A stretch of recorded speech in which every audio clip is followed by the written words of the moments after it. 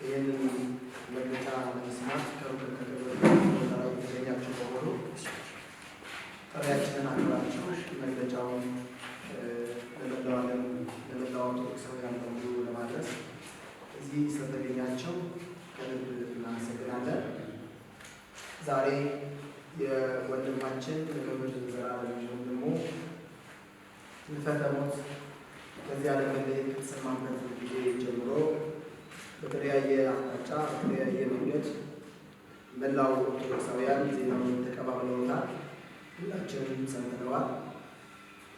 ስለሱ ደጋግመን ብንናገር የሚያልቅ ስላልሆነ ወደፊት በምናደርጋቸው በምናከናውናቸው የተለያዩ መራገሮች ስለ ወንድማችን መልካምነትና ሕያው ስራ ወደፊት የምንዘክረው ይሆናል።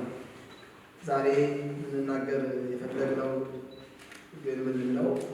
ትናንትና የሰጠነው ጋዜጣዊ መግለጫ እንደተጠበቀ ሆኖ ወንድማችን ሕልፈተ ሞቱ ቅዱሳን በሞታቸው በኑሯቸው በአኗኗራቸው ስራቸው ብርሃን ሆኖ ዓለምን ሁሉ ያስተምራልና ወንድማችን በሕይወት ዘመኑ ሲያስተምረን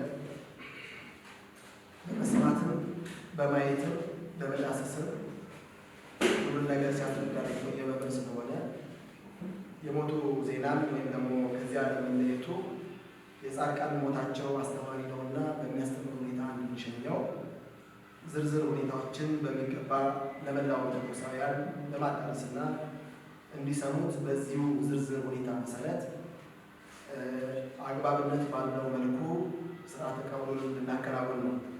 ከዚህ ጋር ተያይዞ በጣም መታወቅ ያለበት ሐዋርያው ቅዱስ ጳውሎስ ተዘከሩ ለሟልቲክሙ ዘነገርክሙ ቃለ እግዚአብሔር፣ የእግዚአብሔር ቃል የነገሯችሁ ጓዶቻችሁን አስቡ፣ የእምነታቸውን ፍሬ እያያችሁና እያሰባችሁ በእምነት ምሰሏቸው ይላልና የዚህን ወንድማችን የእምነት ፍሬ የምንማርበት አስተማሪ ሆኖ ያለፈ ወደፊት ደግሞ የሚያስተምር አሸኛየቱ ደግሞ አስተማሪ የሆነ መንገድ ሆኖ እንዲያልፍ ከማሰብ የተነሳ ስለሆነ ይህንን ዝርዝር መግለጫ የምንስልበት ምክንያት የወንድማችን የአሸኛየት ስርዓት የአንድ ክርስቲያን ጠባዩ በኑሮውም በሞቱ አስተማሪ እንደሆነ እንዲታወቅ መሆኑን እንዲታወቅልን እንፈልጋለን።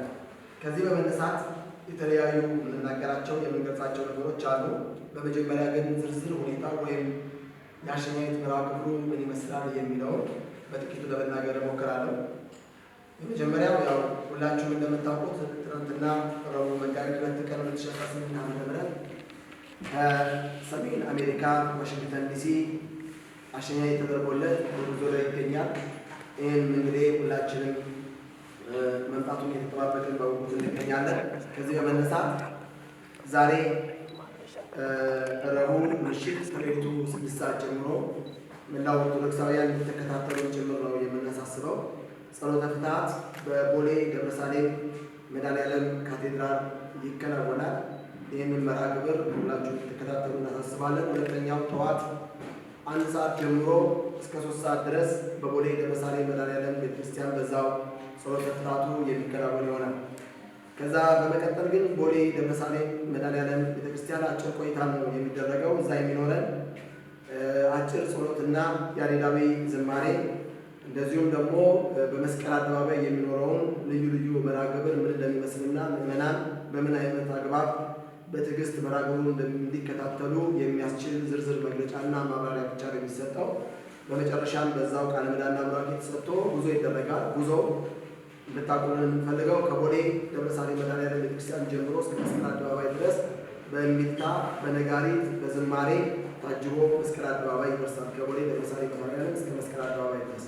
ይህንንም መላው ኦርቶዶክሳውያን በሙሉ የወንድማችንን ክብር የቤተክርስቲያን ክብር በሚመጥን መልኩ በአግባቡ ተሰልፋችሁ ከቦሌ መድኃኔዓለም ጀምራችሁ እስከ መስቀል አደባባይ እንድትከተሉ እናሳስባለን። በርካታው ሕዝብ ግን መስቀል አደባባይ ዝግጅት አድርጎ እንዲጠብቅ በዚሁ አጋጣሚ እናሳስባለን። እንግዲህ ሁለተኛው የመርሃ ግብራችን የሚሆነው የመስቀል አደባባይ መርሃ ግብር ነው። በዛም በመስቀል አደባባይ ትልቁ መርሃ ግብራችን የሚከናወንበት መሆኑን እንድታውቁ እንፈልጋለን። በዚህም የመጀመሪያው የሚሆነው ምንድነው? እሱ ጸሎተ ናኩቶ ሙሉ ጸሎተ ናኩቶና ያሬዳዊ ዝማሬ የሚቀርብ ይሆናል። ይህም የሚሆነው ከቀኑ 5 ሰዓት 6 ሰዓት ጀምሮ እስከ 7 ሰዓት ድረስ በአጠቃላይ ለ1 ሰዓት ጸሎት ሥነ ሥርዓቱ ከተከናወነ በኋላ በሚቀጥለው ወንድማችን የምንሸኘው በዝማሬ በምስጋና ስለሆነ እንደ ሰማይ መላእክት እያሸበሸብን ስለምንሸኘው የጋራ ዝማሬ ይኖራል። የሰንበት ትምህርት ቤቶች አንድነት እንደዚሁም ደግሞ መላው ኦርቶዶክሳውያን ዘማሪያን፣ መላው ሰባኪያን ወንጌል በጋራ በመቆም ከመላው ከማህበረ ምዕመናን ጋር በጋራ የአንድ ዝማሬ በጋራ በከፍታ ድምፅ ይሰማል። ይሄ እንዳለቀ ቅኔ ይቀርባል። ከቅኔው ቀጥሎ የወንድማችንን የሕይወት ዘመን ታሪኩን የሚናገር ታሪክ በሚገባ በዝርዝር የሚቀርብ ይሆናል። በመቀጠል የሐዘን መግለጫዎች ከተለያዩ አካላት ይቀርባሉ። ከቅዱስ ፓትርያርኩ ጀምሮ ተዋረድ ይህንን የሚያስፈጽሙ የሐዘን መግለጫ የሚያቀርቡ የመንግስት ተቋማት እና የቤተክርስቲያኒቱ ከፍተኛ አመራር አካላት እንደዚሁም ደግሞ የተለያየ ማህበራት የሐዘን መግለጫ ያቀርባሉ። ይሄ ከተደረገ በኋላ በጣም ወንድማችን በወንጌል ያለፈ ስለሆነ ዕለቱን ማስተማሪ ስለሆነ ቀኑንና ወንድማችንን ሊመለከትና ሊያስተምር የሚችል ትምህርት ሰፊ ትምህርት ይሰጣል። ይህንንም በትዕግስት ሁሉ እንዲጠብቀው ነው።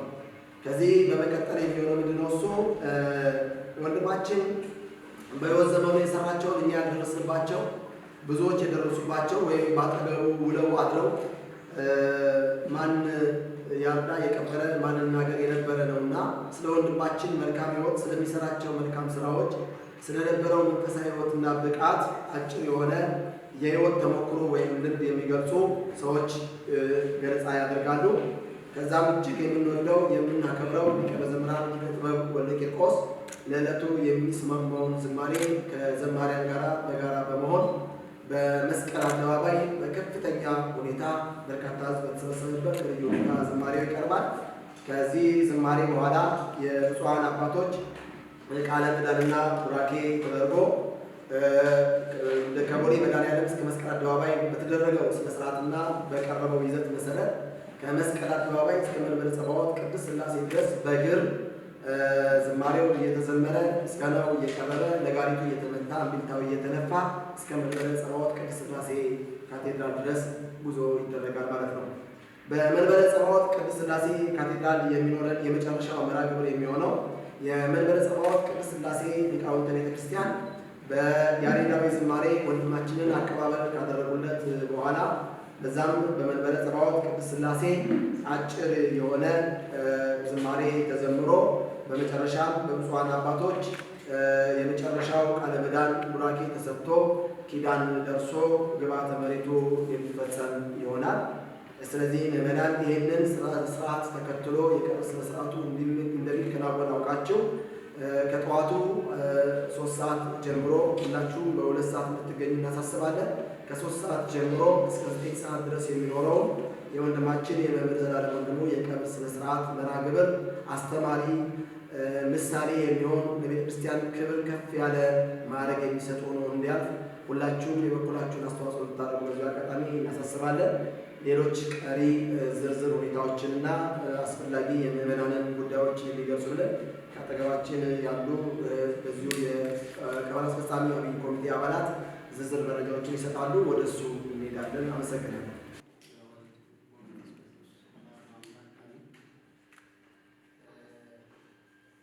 ምዕመናን ነጭ ልብስ ለብሰው እንዲመጡ የታዘዘበት ምክንያት ቤተሰብ ነጭ ልብስ እንዲለብስ የታዘዘበት ምክንያት እድሜ ዘመኑን ሁሉ ወንጌልን ትዳሩ ፍሬው አድርጎ የኖረ ክርስቶስ እውነተኛ ሙሽራ ስለሆነ ነው። ስለዚህ ወንድማችን መምህራችን ዘላለም የሚሄደው ወደ በጎ ወደ ሰርጉ አዳራሽ መሆኑን ስለምናምን ሙሽራው የሚታጀበው ደግሞ በነጭ ልብስ ስለሆነ በዚህ መሰረት ብዙ አባቶቻችን ነጭ ልብስ እንዲለበስ አዘዋል። ምዕመናን ሁሉ ይህንን ትእዛዝ በማክበር ነጭ ልብስ ለብሳችሁ ወንድማችሁ እንድትሸኙ አደራ እላለሁ።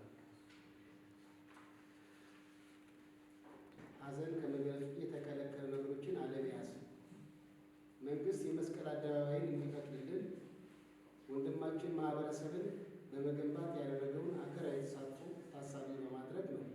ስለዚህ በዕለቱ መገለጽ ያለበት መታየት ያለበት የወንድማችን የወንጌል ፍሬ ብቻ ስለሆነ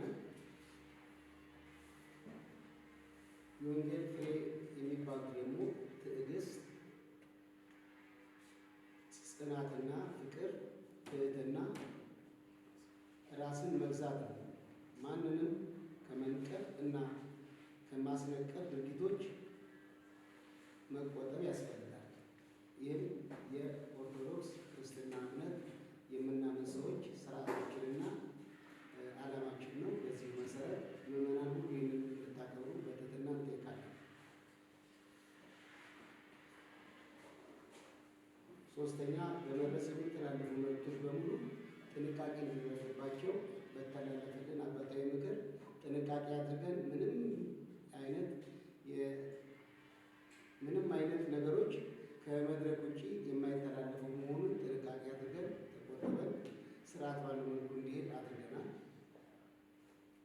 ምዕመናን ለጸጥታ አካላት ትብብር እንዲያደርጉ በዕለቱ ተፈትሸው በሚታዘዙት መሰረት ተገዥ እንዲሆኑ አደራ እንላለን። እናመሰግናለን። ደግሞ ከዚህ በመቀጠል ለዚህ ወንድማችን በሕይወት ከተሰማበት ጊዜና ሰዓት አንስቶ ህዝበ ምዕመኑን ቤተ ክርስቲያኑ ሁሉ ዓለም ላይ ከአሜሪካም በሌላው ዓለም የሚገኘው ምዕመን የዘላለም ምሕረት ወንድሞች የኔ ጉዳይ ነው ብለው በኃላፊነት ወስደው ስላደረጉልን ነገር ጠቅላላ ምስጋና ለማቅረብ ነው እዚህ የተገኘው። የጸሎትና ጸሎተ ፍትሐቱን በተመለከተ በቤተ ክርስቲያን ሕግና ስርዓትና ደንብ መሰረት ጸሎተ ፍትሐቱ ቅዳሴው በሰሜን አሜሪካ ብፁዓን አባቶች በተገኙበት በከፍተኛ ሁኔታ የተደረገ ስለሆነ ጸሎተ ፍትሐቱን በተመለከተ በአዲስ አበባ በቦሌ ደብረ ሰላም መድኃኔዓለም ካቴድራል ከሌሊቱ 6 ሰዓት ጀምሮ ሰዓታት በመቆምና ጠዋት ደግሞ ከ1 ሰዓት ጀምሮ ፍትሐቱን ተገኝታችሁ በአዲስ አበባ ዙሪያ ያላችሁ ሊቃውንት ቤተክርስቲያን በሙሉ እንድታደምቁልን እናሳስባለን። ሌላው ከዚህ በመቀጠል ምስጋና ማቅረብ የምንፈልገው ለተደረገልን ትብብር በሙሉ መጀመሪያ ለአዲስ አበባ ከተማ ከንቲባ ቢሮ፣ ለአዲስ አበባ ከተማ ከንቲባ ቢሮ ልዩ ጽሕፈት ቤት፣ ለአዲስ አበባ ከተማ ጸጥታ ቢሮ፣ ለአዲስ አበባ ፖሊስ ኮሚሽን፣ ለፌዴራል ፖሊስ፣ ለጸጥታ አካላትን ለተደረገልን ቀና ትብብርና መልካም በጎ የሆነ አቀባበል በሙሉ እጅግ አድርገን በእግዚአብሔር ስም እናመሰግናለን።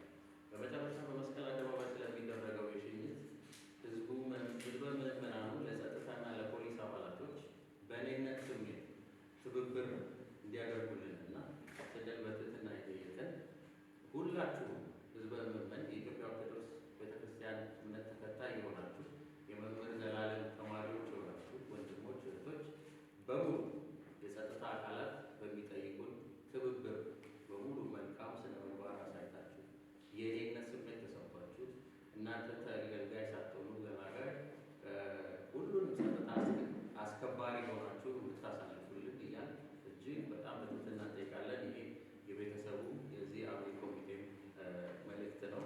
ይህንን በአጽንኦት ማስተላለፍ እንፈልጋለን። ሌላው ከዚህ በመቀጠል ምስጋና ማቅረብ እንፈልገው የወንድማችን ሕልፈተ ሕይወት ከተሰማበት ጊዜ ጀምሮ በቤት በሌሊት ተገኝታችሁ ከቤተሰቡ ጋርና ከአባቶች ጋር ትእዛዝ ተቀብላችሁ የዚህ አብይ ኮሚቴ አባላት የሆናችሁ አገልጋዮች በሙሉ ከላይ ከቅዱስነታቸው ከቅዱስ ፓትርያርካችን ጀምሮ የቤተ ክህነት ጽሕፈት ቤት ብፁዕ አቡነ ሳዊሮስ በአዲስ አበባ ሀገረ ስብከት ሁላችሁን ያደረጋችሁት ትብብርና ይሄ ኮሚቴ ተቋቁሞ ስራውን እንዲሰራ በአስቸኳይ ለወሰናችሁት ውሳኔ የዚህ አብይ ኮሚቴ አባላት መምህሮቻችን ሁላችሁ አገልጋዮች፣ የቤተክርስቲያን አገልጋዮች ከፊት እየመራችሁ ሕግና ስርዓት እንዳይጣስ ተከታትላችሁ እያረማችሁ ለዚህ ቀን የሚያስፈልገው ፕሮግራም እንዲሳካ ላደረጋችሁ አካላት በሙሉ ምስጋና ማቅረብ ፈልጋለሁ።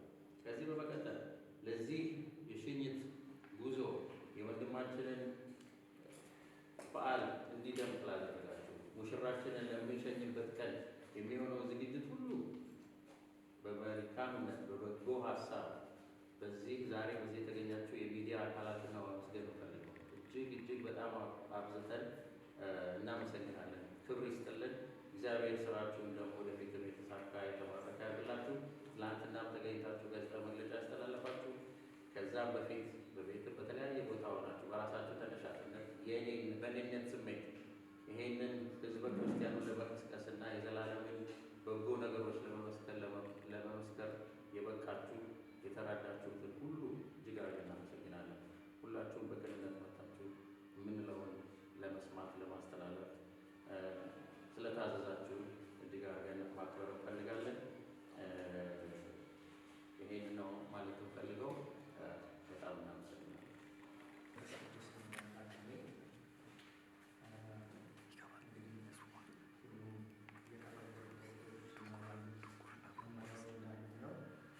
መምህራችን መምህር ዘላለም ብዙ የጀመራቸው ስራዎች ህዝብ ግን የማያውቀው አሁን ደግሞ እንዲያውቀው ግድ ስለሆነ እነሱ ደግሞ የተጀመሩ ስራዎች ደግሞ መፈጸም ስላለባቸው እኛም መቀጠል ስላለብን ሁላችንም በውጭ ሀገርና በሀገር ውስጥ የተለያዩ አካውንቶች ተከፍተዋል። እነሱን አካውንቶች ግልጽ እናደርጋለን። እነዚህም አካውንቶች ላይ የሚገቡት ሁሉ ገቢዎች መምህራችን መምህር ዘላለም ወንድሙ የጀመራቸውን ስራዎች ለማስቀጠል ስለሆነ በውጭ ሀገር በዲሲ ቅድስት ማርያም ቤተክርስቲያን የዜል አካውንት ነምበር 202-391-5952 ደግመዋለሁ። 202-391-5952 ይህን ገቢ በሚደረግበት ሰዓት ላይ ለዘላለም በሚል ቢጻፍና ቢጠቀስ የተሻለ ስለሆነ በጎፈንድሚ አታች ይሆናል ሊንኩ። በሀገር ውስጥ ደግሞ በኢትዮጵያ ንግድ ባንክ ቦሌ ቅርንጫፍ 1075-18-62-192 እደግመዋለሁ 1075-18-62-192 አብርሃም ኤንድ ኤልያስ ኤንድ ዳዊት በሚል የተከፈተ ስለሆነ በሱም ገቢ ማድረግ ይቻላል። የመምህር ሲሰራቸው የነበሩ የተለያዩ መልካም ስነ ምግባሮች ሁሉ ዶክመንታሪ በወንጌለ ዘላለም ዩቲዩብ ላይ በቅርብ ቀን ይለቀቃል። ዶክመንታሪ እየሰራቸው ያሉ የነበሩትን መልካም ስራዎችን በዛው እንከታተላለን። ሁሉም አካውንቶችን በዚህ ሚዲያ ላይ አታች ይደረጋል። ስለ ሁሉም ነገር እግዚአብሔር በነገሮች ሁሉ ማስተዋልን ያደረገ ኦርቶዶክሳውያን፣ መላው የሚዲያ አካላት፣ የኢትዮጵያ ኦርቶዶክስ ተዋሕዶ ቤተክርስቲያን ሊቃውንት በሙሉ ይሄ መርሃ ግብር የእናንተ የቤተ ክርስቲያን የሁላችን ስለሆነ በተቀመጠው አግባብና በተቀመጠው ስርዓት ብቻ መርሃ ግብሩ እንዲሄድ ተባባሪ እንድትሆኑ ከጎናችን እንድትሆኑ በምናዘውና በተቀመጠው አቅጣጫ መሰረት ኮሚቴው በብዙ ድካም ለፍቶ ያሳካቸውን የቀረጻቸውን አቅጣጫዎች በሙሉ ተከትሎ እንዲሄድ ከሚመለከተው አካል ውጭ ወይም ከተቀመጠው አቅጣጫ ውጭ ምንም አይነት መመሪያ ወይም ደግሞ ምንም አይነት የተቀመጠ አቅጣጫ የሌለ መሆኑን አውቃችሁ የሚዲያ አካላት በሙሉ ይህንን ለመላው ኦርቶዶክሳውያን ለመላው የቤተክርስቲያኒቱ ሊቃውንት በሙሉ እንድታደርሱልን እናሳስባለን። እናንተ ሚዲያዎች ዛሬ ከሌሊቱ 6 ሰዓት ጀምሮ የመምህር ዘላለም ወንድሙ ጸሎተ ፍትሐት በቦሌ ደብረሳሌም መድኃኔዓለም ካቴድራል ከሌሊቱ 6 ሰዓት ጀምሮ የሚጀምር ስለሆነ በዛ ተገኝታችሁ በአሜሪካ ሲደረግ የነበረው ጸሎት ስነ ስርዓት እንደተዘገበ ሁሉ በዚህም በኢትዮጵያ የሚደረገው የጸሎት ስነ ስርዓት እንዲዘገብ ስለምንፈልግ በዛ ተገኝታችሁ ዘገባ እንዲሰሩ ለመላው ዓለም ክርስቲያኖች በዚሁ አጋጣሚ እናሳስባለን። ወንድማችንን በሰላም ሸኝተን እኛም ደግሞ ወንድማችንን የሸኘንበት አግባብ እንድንሸኝ አምላካችን እግዚአብሔርን በጸሎት ተማጽነን መጨረሻችን እግዚአብሔርን እንዲያሳምርልን በጋራ እግዚአብሔርን አመስግነን እንድንለያይ የአምላካችን እግዚአብሔር ቅዱስ ፈቃዱ ይሆንልን። ስለነበረ ጊዜ ወንዶች ይቀርብ እናመሰግናለን። ወስብሐት ለእግዚአብሔር ወለወላዲቱ ድንግል